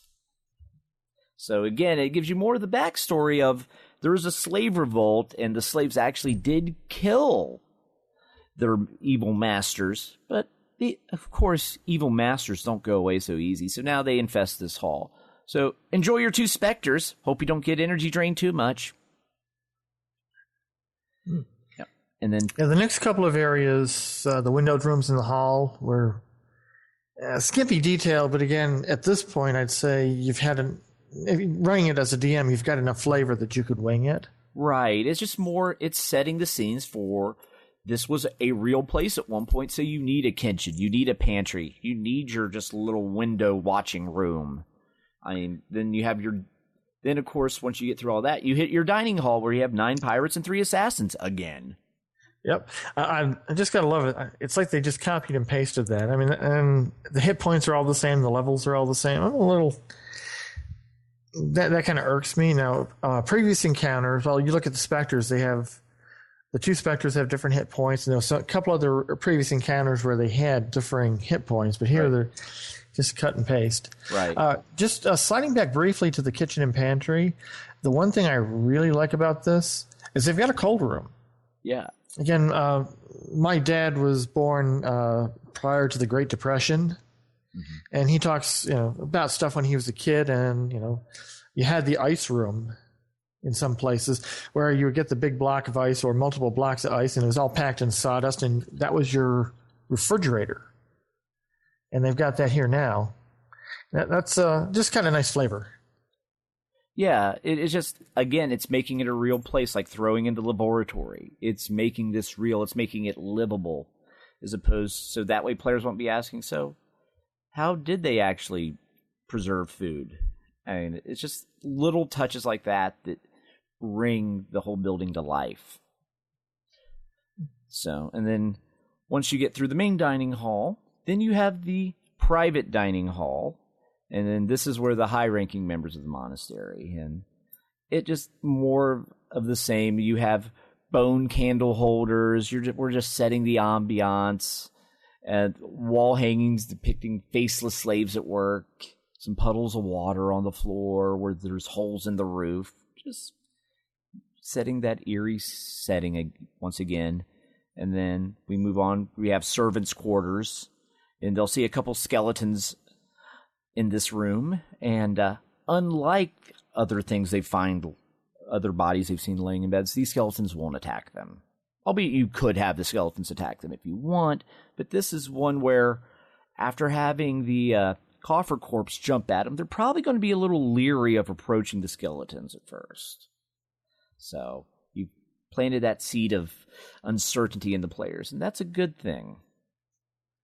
So, and then we go on, we have the Hall of Labor Eternal, and just more murals of showing laborers at work. And then, if they really look, they start seeing that the workers were zombies. So, because at one point in time, the high priest turned many of the slaves that had died into undead thralls. I love that detail. Right. Yeah. It just reinforces the fact that this adventure, I mean, regardless of some of the criticism we've had of it, this is just well executed. Right. You cannot knock the backstory of this module. I mean, there's just so much detail and so much you could spin off into other adventures. You could throw in some undead thralls in certain areas if you wanted to add a little bit more to it. So you'd be like, oh, those were the slaves that that were died and were brought back. So it's just nice little touches. And then then there's the library, at which point the players are, of course, going to rummage through all the books. But most of them, they're going to be useless because, you see, they got infested by bookworms. I've never, ever seen anyone use bookworms before. I like it. Oh, I do too. Especially if, say, the magic user decides to take a book with them. Or just anyone who, or like a cleric that has a religious tome with them. Or I would even say if you have some maps rolled up in your back. The bookworm's going to eat it. Yep, so it's going... Yeah, so just a nice little touch. And the players aren't going to expect bookworms. Yeah. Then we get to the center of the adventure, the clone. Yes. Again, I like this. They've got it set up. If you get there before he's ready to... when he's fully finished or if he's only half finished. Just a little background. I don't think we've touched on the fact that the cleric, is it Mordramo? Right. If he was killed previously, what we're dealing with here is a clone. So it's in the process of growing. So even if the big bad guy has already been killed, well, you're going to have to kill him again. Right. And if he escaped, it says just scrap the clone stuff and you're fighting the real one. Because it also mentioned they have 48 hours from the time they first get to the monastery before this clone is actually birthed. So if they take too long exploring this place, instead of having the clone still in the process of growing and having penalties to its hits and saving throws and half hit points and half spells, you'll actually be fighting the full powered Mordramo clone. So that's something that will be unknown to the players, but just adds to that ticking clock of you don't want to dilly-dally. So if the players decide to go poking around a little too long in the mines, looks like the clone's going to be at full strength when they get here. Yeah, and then he's got quite a bit of nasty stuff with him. He's got the +2 footman's mace, bracers of AC7, a Tron flask is his possession because the flask holds a pit fiend. So, yes. And he intends to release the creature in exchange for it granting his wish. So basically, he's going to barter with a pit fiend and say, hey, I'll let you out if you bring back all the slave lords and put us back in power. Now I'm looking to see if there's any stats on the pit fiend, and I'm not seeing it. I'm not seeing it either, so I don't expect that they intended for him to release the pit fiend. However, Go ahead. However, if the players were taking too long to get there, I could see them walking in on the middle of the barter. He just released the pit fiend, and he's in there trying to barter the, hey, I let you out now, grant the wish of the slave lords. And you got to consider, if you got a 9th level party coming in here, he's pretty much on his own. And as I mentioned earlier, you got one bad guy versus the party. The bad guy's probably going to lose. Right. I would want, for a 6th level party, I'd probably run it more or less as it's written here. But if you've got a 9th level party, he needs some backup. And I'm going to say a pit fiend makes one heck of a backup. Oh, yeah. And if it starts gating stuff in. Yes. At that point, it becomes, what do we deal with first, the pit fiend or Mordramo, who at which point will probably flee. Mm-hmm. So at that point, the bad guy still escapes. Mm-hmm. And then you could build another story off of that. And let's say you've got Jeffrey and Mordramo both out there in the wild. They could be antagonistic towards each other. Mordramo thinks that Jeffrey didn't do what he was supposed to do. Jeffrey could think any of a number of things. So you actually could have a 3-way fight without the party knowing that it's 3. They think it's just 2. Right. So they could actually have 2 groups going after them, and they don't realize it's 2 different groups. Right. I mean, yeah, there's just lots of different ways you can spin off this story.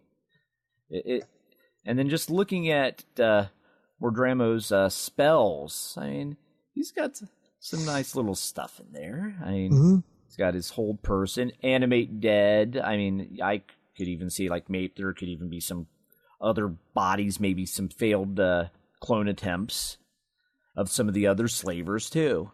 Why would he be the only one with a clone? Maybe they were trying to clone the others too. You don't know. Very true. Now it makes sense that he doesn't have a whole bunch of magic items, but it looks like he's got one weapon, the bracers, and the iron flask. It's one of those things where I'd almost want him to have something else that would be a surprise. Right. But I guess the thought was, since he's the clone, he's not going to necessarily have like the best stuff that Mordramo had, especially if he died. Now, if he escaped into Slave Lords, I could totally see giving him a lot more stuff. Although he's got the iron flask, so it looks like Mordramo was prepared for the worst to happen. Right. Again, you can go either way on it. Yeah. But again, a competent DM is going to look at this and say, well, based upon my party, I'll do X, Y, and Z. Right. Do you up the cleric, or do you just pop a pit fiend? Yep. Pop a pit.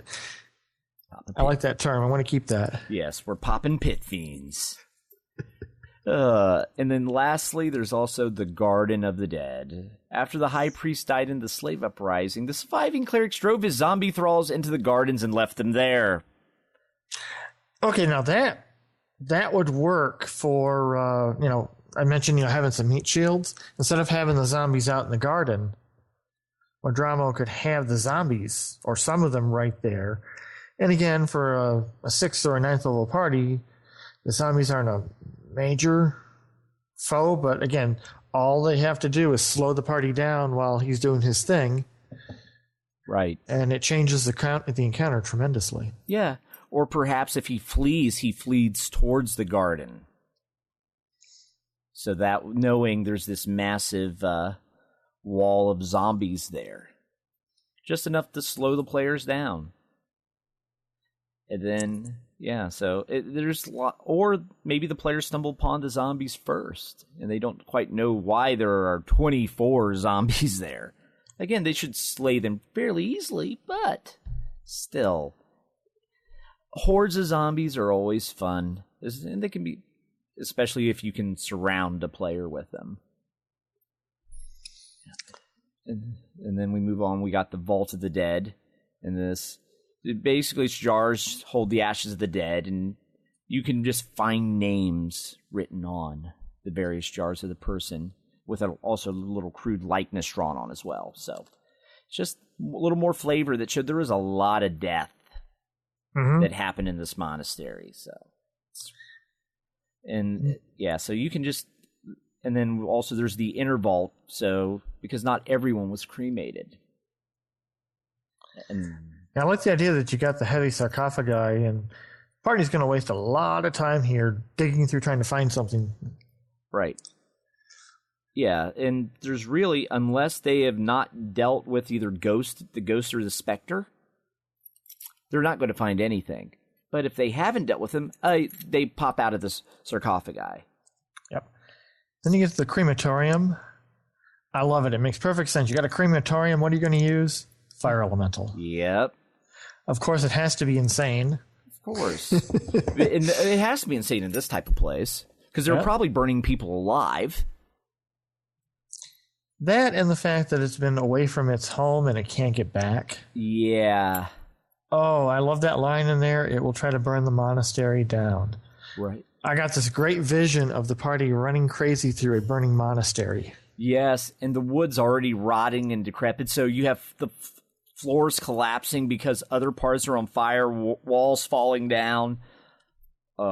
Especially if they, depending on the order in which they find things, maybe they find it after they're chasing down Mordramo, and then they stumble upon the crematorium, and now the monastery's on fire, so they're trying to find the slaver while trying to not die from a giant flaming building. I had something kind of like that happen in a game, my home game. I was playing Castle Amber, and they completed it. And instead of having the tomb of Stephen be in a different dimension, I just put it underneath Castle Amber. So that way, when Castle Amber started rotting and collapsing to the ground once the curse was lifted, they had to flee through it.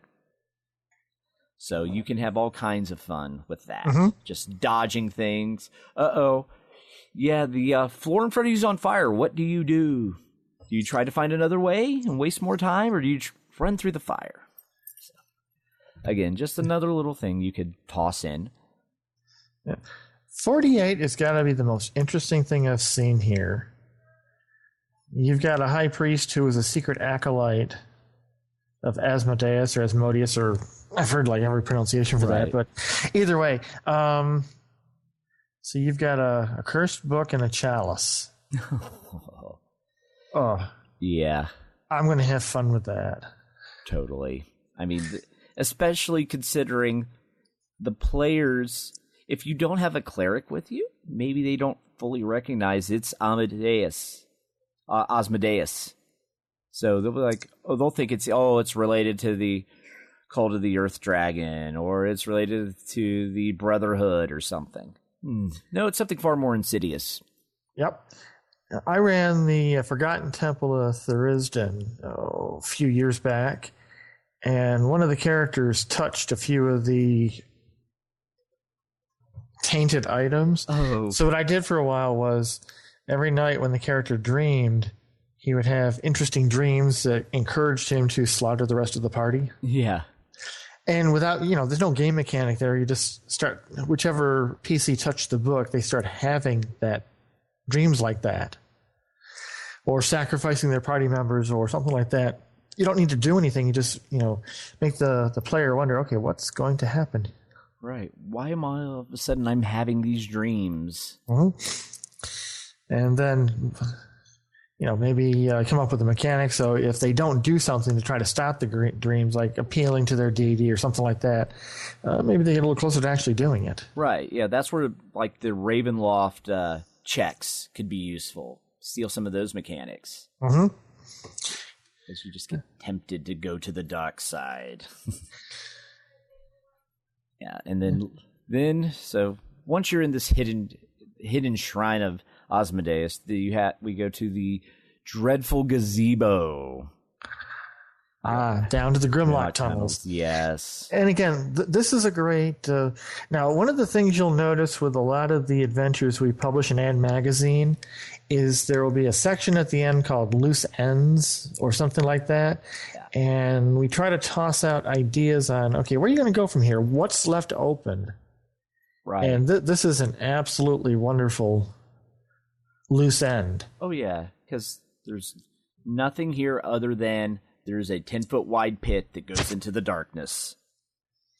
And you can make a whole adventure out of just traveling through those Grimlock tunnels. And then tie that into, and you could have this tie into the mines, and yeah, there's just lots you could build off of it. There's a lot of good hooks in this adventure. Plot hooks, that's what a lot of people call it. Yes, lots of good plot hooks. Andrew on our team, he always calls them loose ends. Loose ends, yeah. Which there's quite a bit, especially depending on if you who escapes the players in this adventure. So you could have all kinds of loose ends. Far more than you wouldn't know what to do with if you're not careful. Yeah. And then, what's next? Conclusion? Yeah. I was extremely disappointed. There's 3 paragraphs of conclusion here. And they basically tell you, okay, the adventure ends when the characters defeat Mordramo. And I guess I'm an old school gamer because my first thought was, huh? Yeah. No, it ends when we decide it ends. Right. So, but again, I think they're writing it more from a later edition point of view where it seems like the adventures are more like a block set as opposed to open-ended. Right. And while I look at this and I go, huh? I don't feel bad about it. No. I just, had to point it out. Right. It does throw out a few ideas if Mordramo escapes, it says that he's heading to quarters in Cauldron. It's a small city built inside the caldera of a dormant volcano. So you could build off that way. If not, and so if they follow him, they can do a battle within there. Otherwise, maybe you could respawn the slave lords after a few years of him being left alone. So a lot of good ideas here for where to go with it. Right. Now, this is going to sound funny coming from an AD&D player, but I like the 4th edition conversion guide. Yeah. I think it's just a generally good idea. I have absolutely no hate for any of the other versions of D&D. I don't play them, but, I don't care. If someone was DMing 4th edition, I'd probably try it just for the heck of it. Right. But I like the idea of just including everything in here and this gives 4th edition players an interest. They're going to read this module and they'll look at it from a hopefully different point of view. And again, it may pull people back to AD&D, and even if it doesn't, they can get some use out of this. Right, because it has stat blocks for 4th edition of all the monsters, including some of those Fiend Folio monsters that haven't appeared before. Yep. I mean, I'm looking at the list here. I've got we're looking at the PDF. Yeah. And I've got a large 23-inch monitor, and the menu of bookmarks for all the monsters fills almost to the entire screen. They got a boatload of stuff here. They did, a pretty extensive job. Right. So from that point of view, I would have liked them to have provided more stats for the uncommon monsters for AD&D, but again, their focus is going to be more on 4th edition. Right. Because that's their biggest selling point. The one reason I think any of us AD&Ders or 2nd edition or even OD&D who could all make use of this, the one reason to buy this module is to send a message that there's a market for this. Right. And I don't run a lot of modules. I find it actually takes me more time and effort to fix a module to run in my campaign than it does to just write it from scratch. Mm-hmm.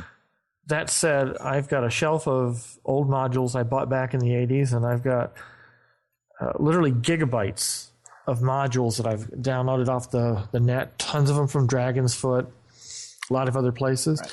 And I look at them, they're thought-inspiring. Right. They're idea factories. And I can see this one. I'm already looking at this map, and I want to use this map. Right. The map's great. I mean, the map is great, and I think that is what players and DMs need to realize. What modules I think were more in, they're there to spark ideas. They're there to spark things in your campaign. I blatantly will take something from one module, then and if I put this from another module and blend it all together and make it my own. And with any module you run, make it your own. Don't feel like you have to do everything as it is written. Put your personal touch to it, and that's what makes it really special. Uh-huh. Yeah, I'm looking at this map, and I'm looking at the write-up. And again, I've had a lot of criticism of it, but I'm nitpicking it. And again, that's what we're here for, is to nitpick it. But I'm just seeing so much good stuff here, so much good thought, good ideas.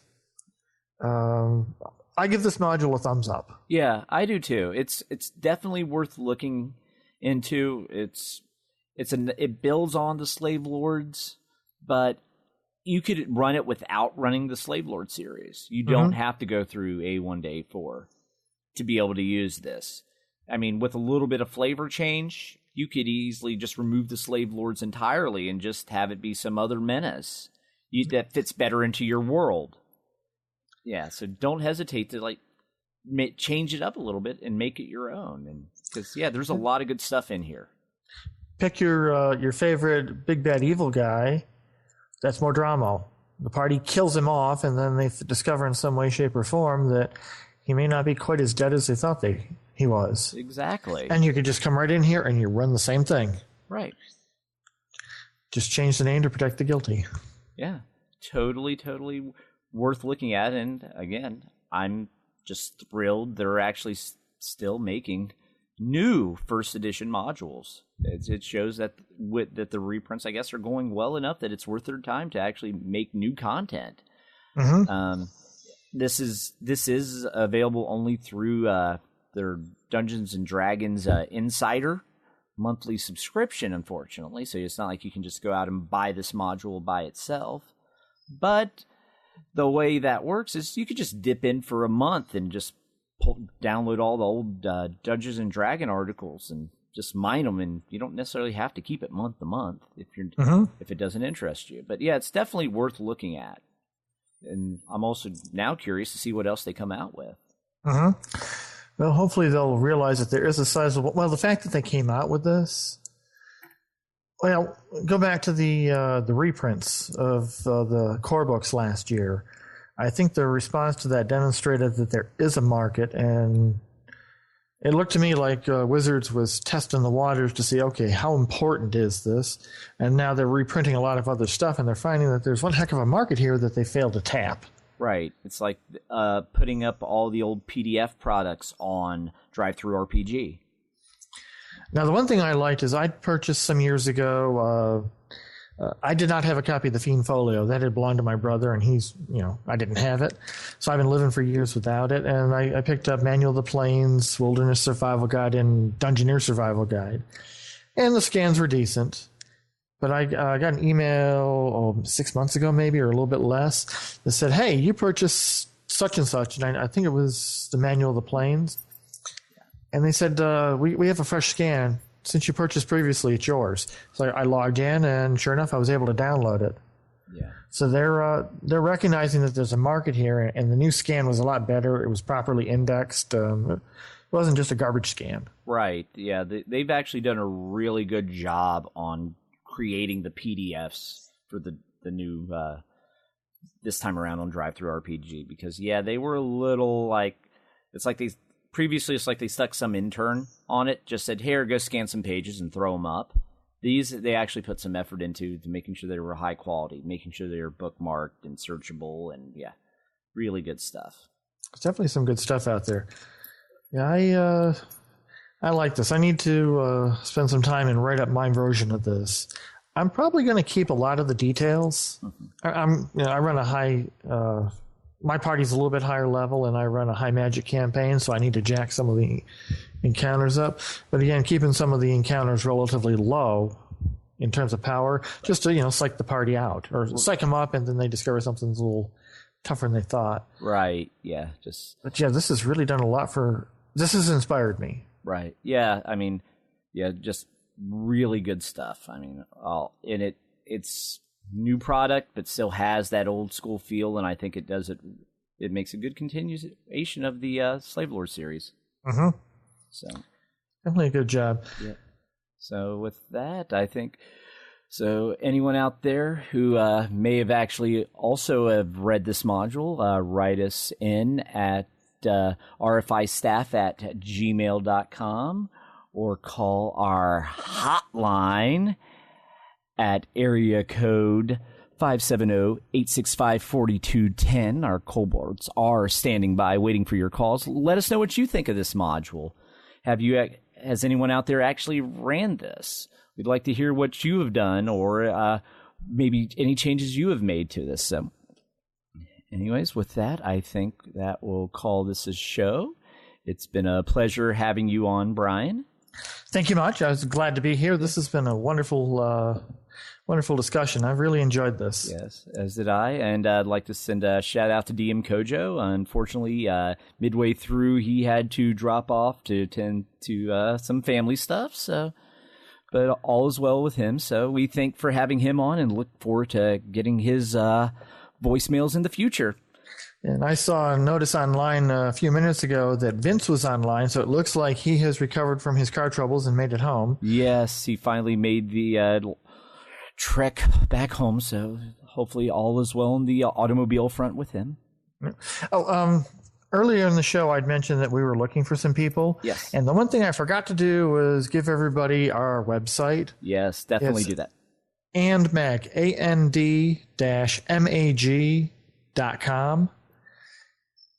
And if anyone with submissions can send it to submissions@and-mag.com. Okay. And Nikki asked me, she said, as long as we're asking for things, she would like a pony. A pony. Okay. Nikki is our publisher. Yeah.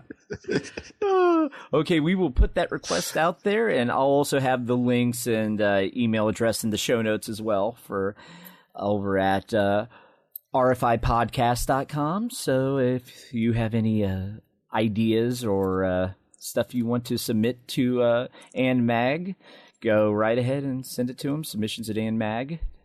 And then, so with that, we will wrap things up. And everyone, keep it original, keep it old school, and good night, everyone. Have a good one.